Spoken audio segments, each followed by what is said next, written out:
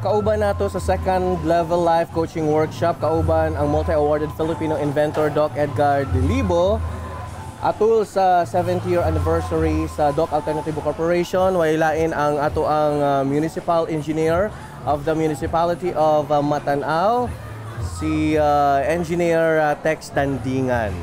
Sir, thank you so much for coming over. Salamat po sa pag-invitar.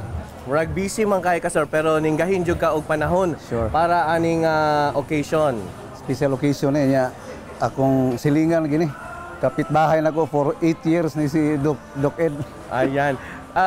Engineer Tex, unsa man imong expectation sa wala pa ka minganhi para mutambong sa ato ang life coaching workshop?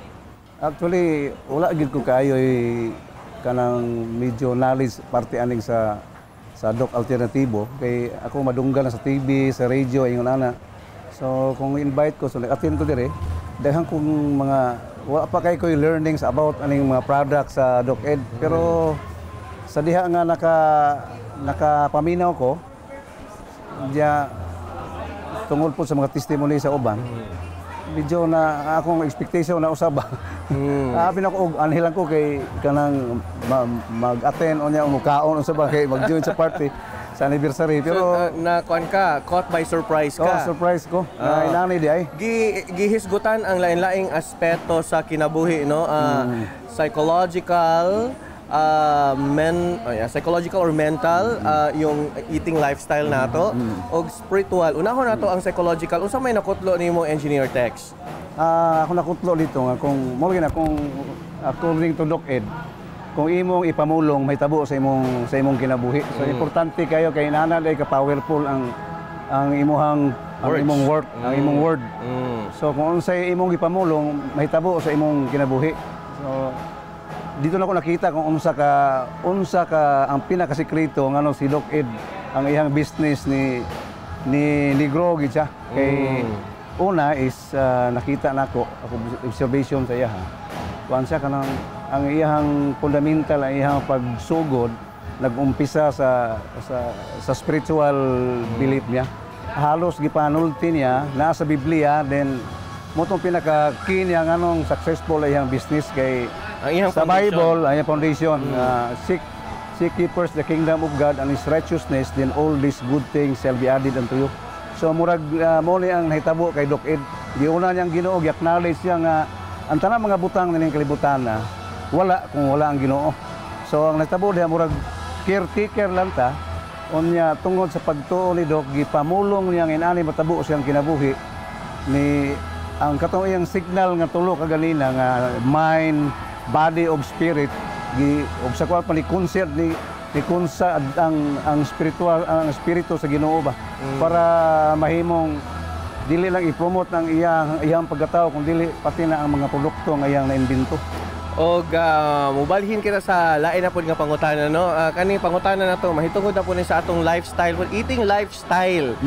Murag lahi ang gipamuong ni Doc Ed ganina kay break the fast o break fast. Ang gitudlo sa ato kanang religiously eating breakfast, napad yung merienda pag alas 9 buntag, paniud to og alas 3 na pod magmerienda og panihapon. Pero lahi ang gitudlo ni Doc Ed. Unsa may masulti nimo, engineer? Actually katong istorya ni Doc ginapat pati ako na surprise ko. Kay usually mo lang ginahimo na itong practice ba, murag ni-adapt na lang ta sa unsay ginahimo sa tuang mga katigulangan. Which is mali, kay nasa gi-introduce nga kung dapat kung healthy lifestyle sa buntag, breaking the fast, dapat tubig, fruits lang, light meal lang. Sa udto na ang katong heavy meal, no? Na rice. Actually, ginahinay ko na kanang kuan ba, ginahinay ko naghimo kay ako mo makita kay katong the other week lang nagpa-check up ko. Kulang gyud kog tubig sa tinuod lang. So kuan ko pag istorya ni Doki ba. Na-surprise mo sa atong tubig, no? Kay dapat yun mayroon yung tubig, igay ko hinginom og tubig mo to nakita sa doktor. Normal akong tanang mga kuan pero dapat tubig gid siya.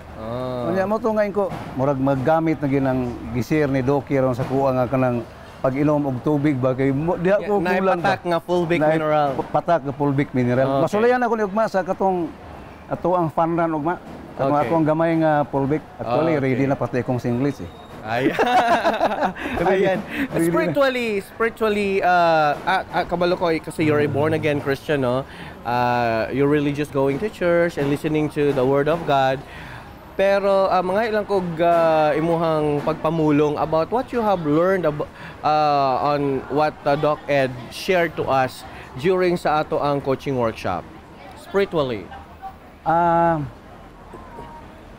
Sa akong obserbahan spiritually kay Doki, kita na ko nga kuan gid siya ba? Kuan kanang sa kuan ang spirit sa Ginoo naa siya ba ngano man kay kanang the way siya mag-istorya imo ma-compare sa other tao ba nga walay Ginoo sa iyang kinabuhi ba ngano man. Una every time nga naga-istorya siya naga-quote siya og mga parte sa Ginoo. And every time ayang ginahimo, ginagamit niya ang Ginoo ba. So, spiritually, si Doc Ed, ako galing gigreet siya kaganina nga, Doc, dili lang ka successful nga businessman. Successful po ka nga spiritual leader. Kaya the way ka mag-istorya, the way ka gadala sa imong business, gihimo ginimo nga ang Ginoo, impart gid ang Ginoo sa imong Center of everything. I-acknowledge kinimo nga ang Ginoo mao gid ang tuburan sa tanang butang ning kalibutan. Siya ang naghimo ang mga butang sa kalibutan. Wala siya, wala gid siya karon. Ayan. Engineer Tex, thank you so much, no? We are celebrating actually the 7th year anniversary of Doc Alternativo. Would you like to greet Doc Alternativo sa amo ang pag-celebrar sa 7th year anniversary? Yeah. I would like to greet Doc Ed sa iyang successful nga ikapito nga tuig nga pag-celebrate. Din namugna kining Doc Alternativo Doc Alternative Medicine og mga hinaot ko nga daghan pang mga selebrasyon nga may tabo og dili lang ingon siguro nga pipila lang diri sa Asian countries lang mamahimo nga mukayanap kining Doc Alternativo kun dili moabot pa sa tibuok kalibutan aron nga ma-impart kini nga maong mga produkto nga dili mga synthetic, dili gikan sa natural nga mga tanom nga gihimo sa atong Ginoo nga aron nga matagaan, malagaan ang atong lawas nga mamaymong healthy. So, last question. Do you believe in our advocacy sa Doc Alternativo? Now that you have heard kanina lang si Doc Ed. Yes, ako kay ko og